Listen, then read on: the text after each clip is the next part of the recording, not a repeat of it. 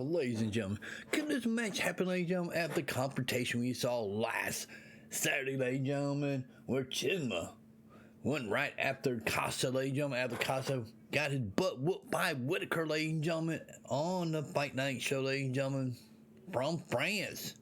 Ladies and gentlemen, UFC, come on, let's make this match, ladies and gentlemen. But here on the Fight Channel, we're going to oblige you, ladies and gentlemen, with this matchup. Let's head to the arena for this matchup, ladies and gentlemen.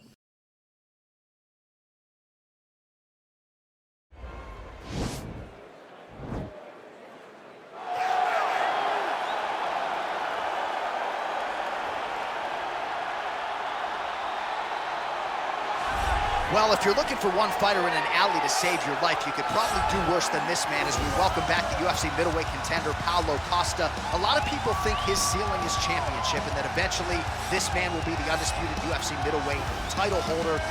Seems to be a great stylistic matchup against a lot of these guys. He has power, he has speed, he has toughness, a chin that allows him to be aggressive.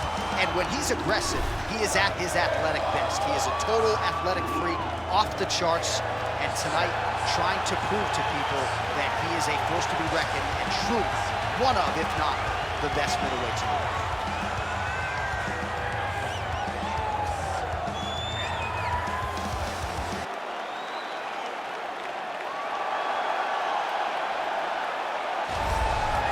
Well, DC, this is a true mixed martial artist of the highest order. You've watched the film.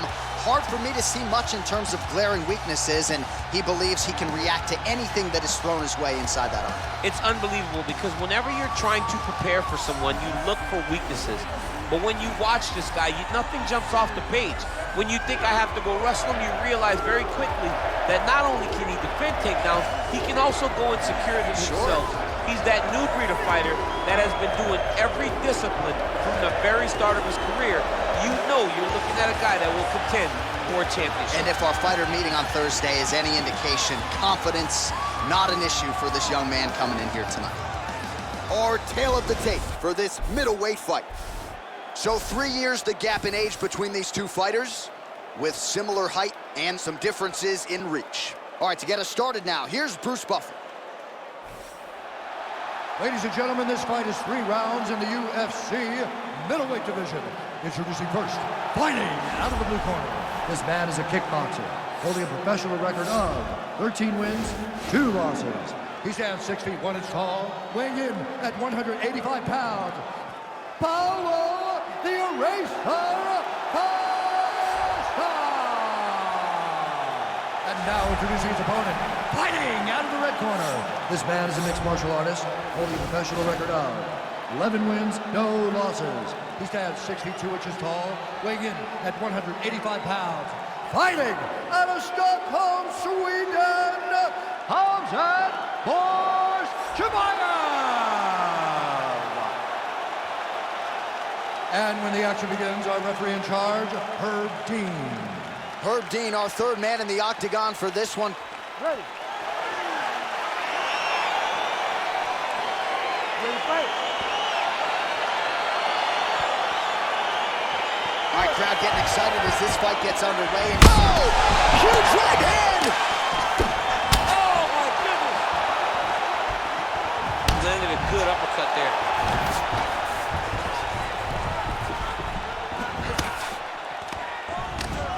And they separate.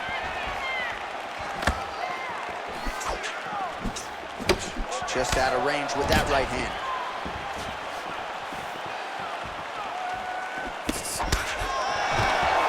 All right, so there's the early takedown. He told us on Thursday he didn't necessarily see a path to victory if he couldn't get takedowns. That is certainly a good sign. Right away, he got the takedown. I don't believe they could have imagined that it would work so well so early. Great job. All right, so inside the open guard of his opponent. You got to be careful playing around for too long here on the ground with this guy. He's going to start trying to move to a submission here. It looks like he's trying to attack an arm triangle. Watch triangle, watch triangle.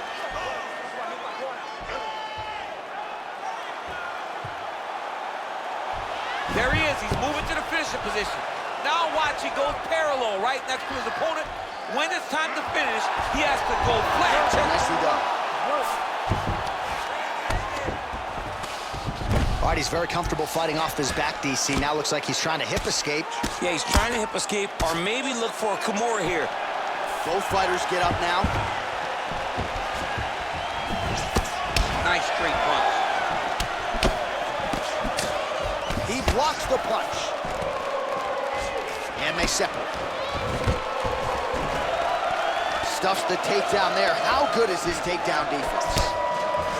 That's a great punch. Does a lot of damage when you hit him in the body that clean. Swing and a big miss by Costa. A nice job to stick with it there to complete the takedown. Oh, landing a punch with the left hand now, so certainly putting it all together on the feet tonight. Doing a lot of work with his offhand.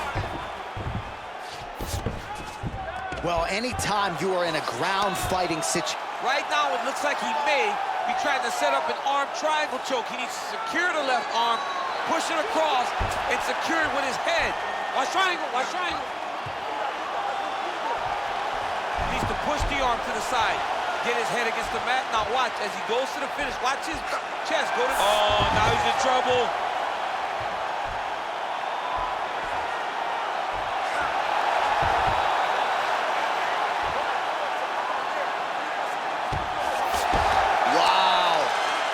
All right, side control now, DC. When you get side control in the fight, what are you looking at? When I get to the side control in the fight, and I believe this young man should do the same thing, it's secure first.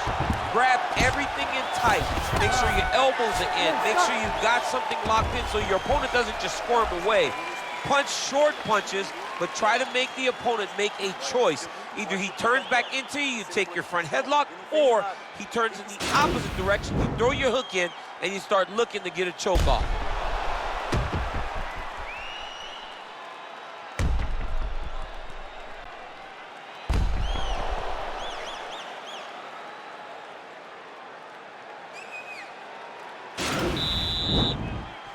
You ready to fight? You ready? All right, round two. Big liver kick lands under the elbow. Oh, nice strike landed there by Costa. Whoa!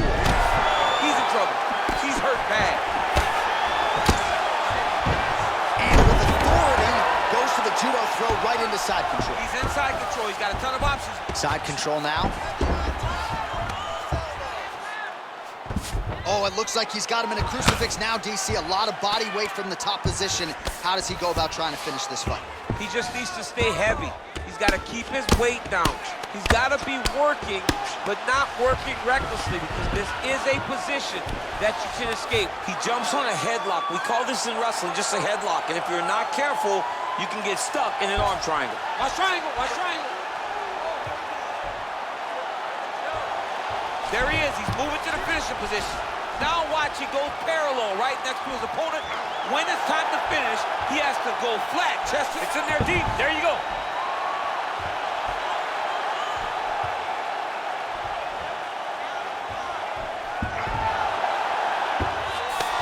Wow. Ooh, right into side control, DC. This is where you want to be now, because you get to make your opponent decide. They try to turn back into you, you can attack guillotines. If they turn away to try to get to your knees, you throw your hooks in, and you got all your rear choke submissions. Well, you see all the grappling repetitions here. Just beautiful movement, seamless transitions on the ground. Over and over, these guys are doing things that you see in every jiu-jitsu gym around the country. All right, so he's got the body locked down here, DC, or so it appears. This is not a guy you want anywhere near your back. All right, he's trying to control posture here. Now trying to hip escape. He's just trying to move out of this position off the bottom. Oh, the ground and pound strikes continue to rain down. The opponent better move out of harm's way, or the referee's going to stop this. He better start to move, and when his opponent starts to posture, he needs to put his feet on the hip, push him away to try to escape this very, very dangerous position. Oh, nice job using his strength there to posture up. We'll see what he can do now. He's going to start looking to land big shots from the top. All right, bottom fighter here, maybe looking to hip escape, DC. A lot of top pressure being applied here.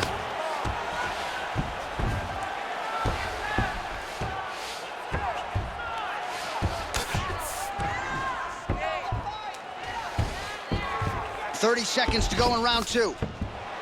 Oh, man, notice how he's walking him over to try to get a windshield choke.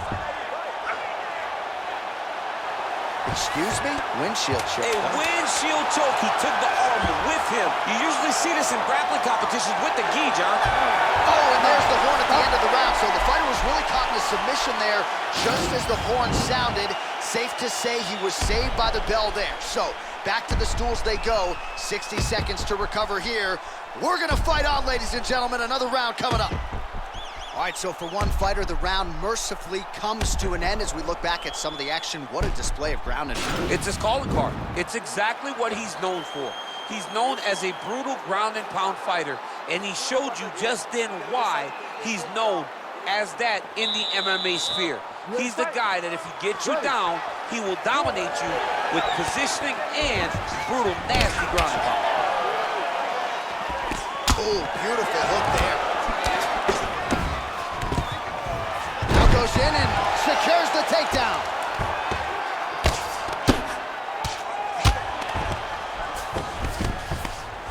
Oh, he's got the ground and pound going now. All right, he's got the full mount now. Is this one of the most dominant positions in MMA? Is that fair to say? It's a very dominant position. It's one of the most ideal positions you can get to, especially if you are fighting someone that doesn't truly understand that they're not in as much danger as they are. Because it's dangerous, but there are a lot of outs. And if a person isn't very understanding of that, then you can really, really put some damage on them. Now he'll try to start attacking a rear naked choke from the top position. He is doing a really good job of relaxing, not panicking because he's getting choked. Yeah, notice he just took the body triangle, readjusted the lock, and now it looks like he's got it.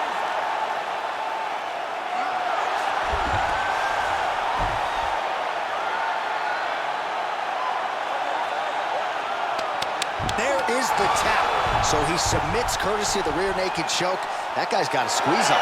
He does a great job securing the position, getting under the neck, and then hiding his hands in order to get the finish.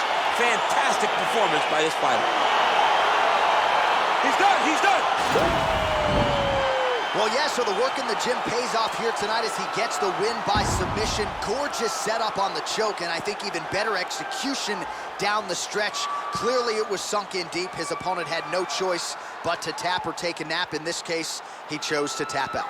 All right, let's take a look back at the replay as he gets it done by submission tonight, champ. He does a great job of staying patient. He doesn't rush or panic.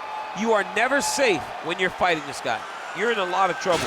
You're in a lot of trouble the entire time when you're this good in the submissions. Ladies and gentlemen, referee Herb Dean has called a stop to this contest at 2 minutes, 15 seconds of round number 3. Declaring the winner by tap out, Khamzat Chimaev. All right, so what a performance by this young man here tonight as he gets the win by way of submission.